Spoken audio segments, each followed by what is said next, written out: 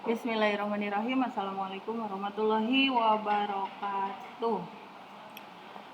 Dalam video ini saya akan membahas tentang larutan penyangga, jenis larutan penyangga yang kedua, yaitu suatu larutan penyangga yang bersifat basa. Nah, sebelumnya kita review dulu ya, larutan penyangga itu apa sih? Nah, larutan penyangga merupakan suatu larutan yang memiliki sifat. Apa sifat dari larutan penyangga? Sifatnya itu dia dapat mempertahankan ya, atau relatif tidak merubah nilai pH. Ya, jadi suatu larutan yang dia bisa mempertahankan atau relatif tidak merubah nilai pH larutannya. Ya, meskipun dikasih atau ditambahkan sedikit asam, basa ataupun mengenceran. Ya, jadi kalau larutan bukan suatu larutan, misalnya ada beker. Di dalam beker ini ada larutan. Nah, larutannya tidak bersifat larutan penyangga. Saya masukin sedikit HCl, nggak banyak HCl-nya, 5 tetes aja. Maka yang 5 tetes HCl dimasukin ke sini, kalau tadinya pH larutannya itu 10, bisa drastis langsung turun jadi 3 misalnya. Kalau langsung turun jadi 5 ya. Jadi turun banget. Tapi kalau dia larutan penyangga, ya pH-nya 10 ditambahin 5 tetes HCl, maka nggak akan terlalu drastis turunnya ya, dari 10 ya paling menjadi 9 atau 9,8, 9,5 dan seterusnya ya.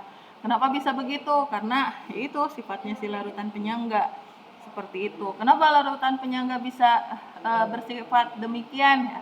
Karena nanti kalian akan mempelajarinya ya, karena dalam larutan penyangga itu, di dalam larutannya tetap ada komponen yang bersifat asam dan ada juga komponen yang bersifat basa. Ya, ada kesetimbangan di antara komponen-komponen tersebut yang menyebabkan jika ada penambahan sedikit asam atau basa atau pengenceran bisa dinetralkan gitu, nggak akan menurunkan pH-nya ya, terlalu drastis. Kemudian larutan penyangga ini disebut juga sebagai apa? Larutan dapar atau buffer. Jadi nama lain dari larutan penyangga itu adalah dapar atau buffer. Jadi kalau mendengar istilah dapar berarti penyangga, mendengar istilah buffer berarti dia juga penyangga ya, larutan penyangga. Oke. Nah, sekarang kita bahas nih larutan penyangga yang bersifat basa itu seperti apa. Larutan penyangga yang bersifat basa terbentuk dari suatu komponen basa yang bersifat lemah ya. Jadi di dalam larutan penyangga bersifat basa harus ada basa lemah ya, dan juga asam konjugat dari si basa lemah ini ya. Jadi larutan penyangga yang bersifat basa itu di dalamnya harus ada komponen basa lemah dan asam konjugat dari si basa lemah ini ya. Contoh basa lemah yang paling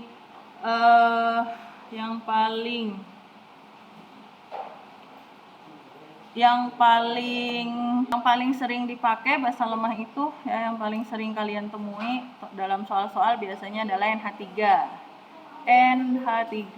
ya. Nah, basa konjugatnya asam konjugatnya apa? NH3 itu kan kalau dilarutkan dalam air dia akan membentuk NH4OH. Nah, dia jadi NH4OH. Nah, NH4OH ini kan suatu basa lemah.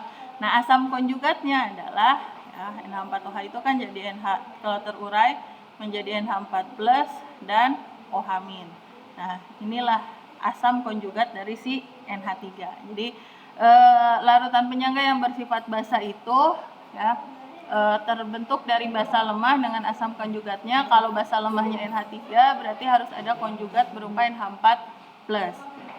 Nah, bagaimana cara membuat larutan penyangga yang bersifat basa ini? Larutan penyangga yang bersifat basa bisa kita buat dengan cara mencampurkan ya, jadi ada 3 campuran yang bisa dibikin menjadi larutan penyangga. Yang pertama ya, campuran antara apa dengan apa? Campuran antara basa lemah dengan garam asam. Jadi kebalikan dari larutan penyangga yang bersifat asam, larutan penyangga bersifat basa itu bisa terbentuk dari campuran antara basa lemah dengan garam asam ya, dengan berapapun nilai molnya ya. Jadi mau nilai molnya sama, beda kalau basa lemah dicampur dengan garam asam pasti akan membentuk suatu larutan penyangga. Sifatnya apa? Sifatnya basa. Lihat ya komponen yang lemahnya. Kalau yang lemahnya basa berarti buffernya juga bersifat basa. Contohnya apa? Contohnya ini NH4OH. Nah, NH4OH ini kan basa lemah. Basa lemah. Kemudian dicampur dengan NH4Cl. Nah, NH4Cl ini adalah garam. Garam apa? Ya, NH4Cl itu kan berasal dari NH4OH dan HCl. NH4OH itu basa lemah, HCl itu asam kuat, maka NH4Cl merupakan garam asam. Ya. Garam asam. Nah, si garam asam ini ingat, tapi ya harus mengandung konjugat dari si basa lemahnya. Ya. Jadi kalau basa lemahnya NH4OH, maka garam asamnya harus ada NH4 plusnya. Nah, ini NH4Cl. Terus kalau misalnya contoh basa lemah yang lain, saya punya ZnOH. Ya. Mau membentuk larutan penyangga. Nah, maka si Zn ini harus dicampur dengan dengan garam asam. Nah, garam asamnya contohnya apa? Zn sama HCl menjadi ZnCl. Nah, ini kan garam asam. Kenapa garam asam? Zn-nya dari basa lemah, Cl-nya dari asam kuat. Terus garam ini juga mengandung konjugat dari si basa lemah yang ini. Ya, ada Zn-nya. Tapi kalau misalnya si ZnOH ini dicampurnya sama ZnCN, apakah dia jadi larutan penyangga? Ini dicampur sama ini? Enggak. Ya. Kenapa enggak? Meskipun garam ini ada konjugat dari si basa lemahnya, tapi garam ini bukan garam asam. Ya, tapi ini adalah garam yang berasal dari asam dan basa lemah, ya, atau garam yang sifatnya tergantung KAKB. Ya. Oke. Nah, kemudian itu ya cara pembuatan larutan penyangga yang pertama. Nah, yang kedua, larutan penyangga itu bisa juga kita buat dari campuran antara basa lemah dengan asam kuat. Ya, tapi ada syaratnya. Syaratnya apa? Mol yang lemah, ya, mol basa lemah, itu harus lebih besar daripada mol yang kuat. Ya, jadi mol basa lemah harus lebih besar daripada mol asam kuatnya. Ya, contoh ini NH4OH dengan HCl. Ini basa lemah, ini asam kuat. Digabung, dicampur, NH4OH-nya 1 mol, HCl-nya 0,5 mol. Bisa jadi larutan penyangga enggak? Iya, karena syarat yang ini terpenuhi. Ya. Apa syaratnya? Mol yang lemah harus lebih besar daripada mol yang kuat. Kemudian ada kalanya di larutan itu yang diketahui identitasnya itu bukan berupa mol ya, tetapi konsentrasi dengan volume. Maka kalian hitung aja molnya. Misal NH4OH-nya konsentrasinya 0,1 molar, volumenya 100 mili. Kemudian HCl konsentrasinya sama 0,1 molar, volumenya 50 mili. Bisakah dia menjadi larutan penyangga? Ya kalian hitung aja molnya ya. Jadi kalau yang diketahui konsentrasi sama volume, ya udah hitung aja molnya.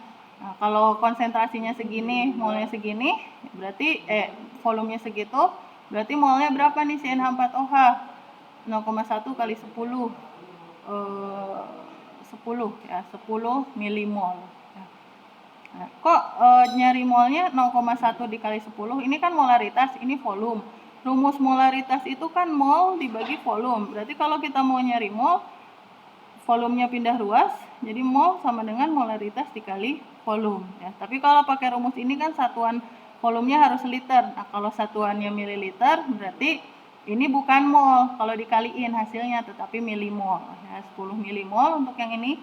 Nah, kalau yang ini 0,1 dikali 50, berarti molnya berapa? 5 milimol. Nah, apakah ini memenuhi syarat dari campuran larutan penyangga yang bersifat basa? Ya, apakah campuran ini bisa membentuk buffer yang bersifat basa?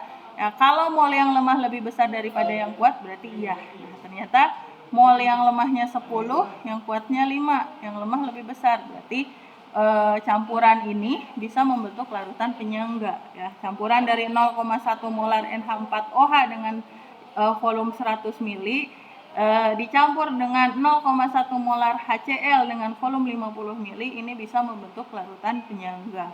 Apa sifat larutan penyangganya? Lihat komponen yang lemahnya. Yang lemahnya bersifat apa? Basa. Berarti larutan penyangganya bersifat basa. Ya. Oke, kemudian contoh lainnya. Nah, misal di sini saya punya larutan ini nih. Ada 1, 2, 3, 4, 5. Ya, ada 5 larutan. Dicampur. Nah, pasangan larutan mana? Kenapa pasangan? Ya, karena tadi larutan penyangga itu merupakan suatu campuran. Ya, jadi kalau mau bikin larutan penyangga, kita harus mencampurkan satu zat dengan zat lain. Kecuali tadi kalau dia merupakan asam lemah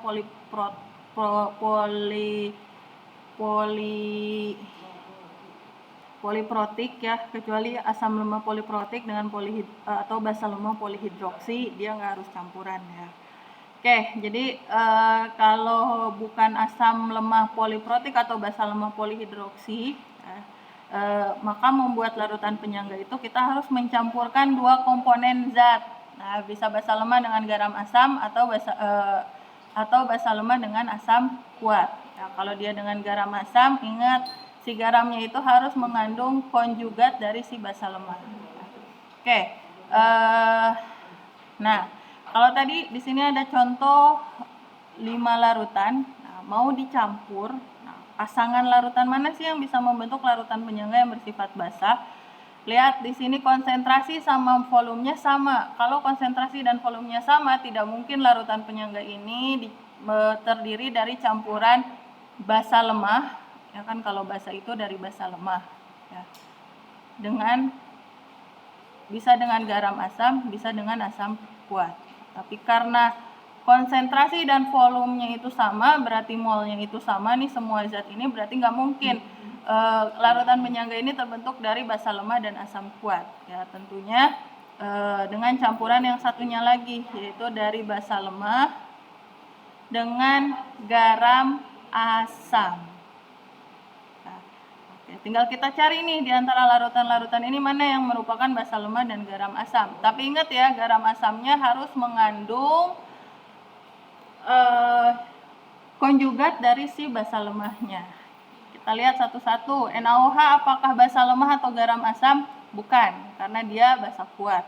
CH3COH bisa nggak membentuk larutan penyangga? Bisa, tapi larutan penyangga yang bersifat asam. Sedangkan yang ditanya di sini adalah larutan penyangga yang bersifat basa. Berarti ini nggak masuk.